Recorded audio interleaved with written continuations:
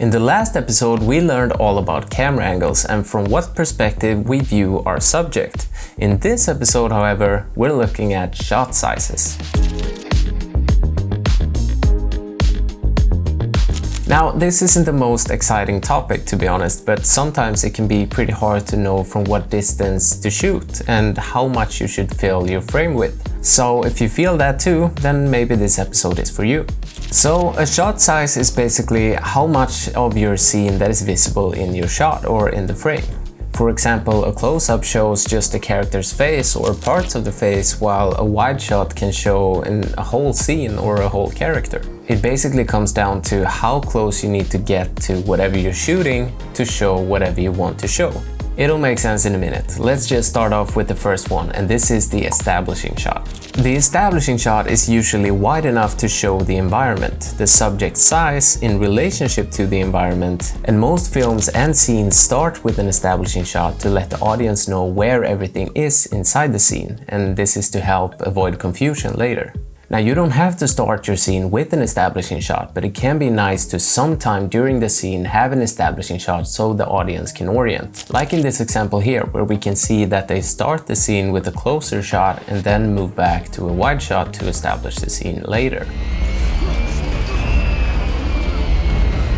Then we have the wide shot, and this is similar to the establishing shot, but this one focuses more on the characters and the subjects. An establishing shot is a type of wide shot, but a wide shot doesn't have to be an establishing shot, if that makes sense. For example, there is something called a master shot, and the master shot shows everything that we need to know about in the scene, not more. Shear drops on every... Then we have the full shot, and this is tighter than the wide shot and focused primarily on the subject. It's wide enough so we can see our full subject or character, but unlike the wide shot, it's close enough so we can see facial expressions or details. Go get your arrow. Hey guys! Then we have the medium shot, and this one also focuses on a subject or a character. This is cropped between the waist and somewhere below the chest, up to leaving a little bit of headspace. Not getting too close, but close enough to see facial expressions and our character's emotions. It's also the most common one because it's usually what we see when we interact with other people. Oh my God! This is incredible. I'm a massive fan of yours. Like, number one, this isn't... Then we have the medium close-up, and this is when we want to keep the focus at the facial expressions, but we want to keep it neutral, usually head to chest. This is when we start to isolate the subject from everything else that's going on in the scene. All right, Roman, what do you got? I mean, I wasn't trying to get into the whole leadership thing like now, you know what I'm saying? I'm just kind of... Then we of course have the close-up, and this is where we isolate the character completely from everything else in the scene. Here we're all about showing what emotions the character is feeling, and this is usually shot at eye level to get a better look into the subject's eyes. How so? Didn't you find it strange that the telegram you sent didn't inspire any action to stop me?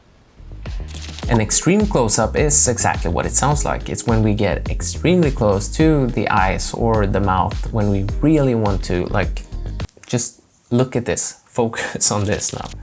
The same thing goes for the detail shot, which is a version of the extreme close-up. So again, it's really when we want to, like, look at this, this is important.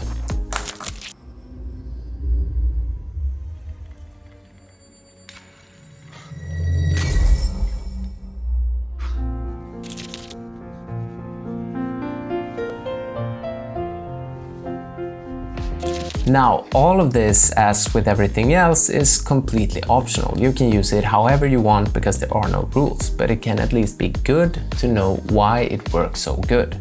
I said good twice. Because when I started out, and still to this day, when I'm not prepared, I can get to a shoot and I'm like, okay, what do we do here?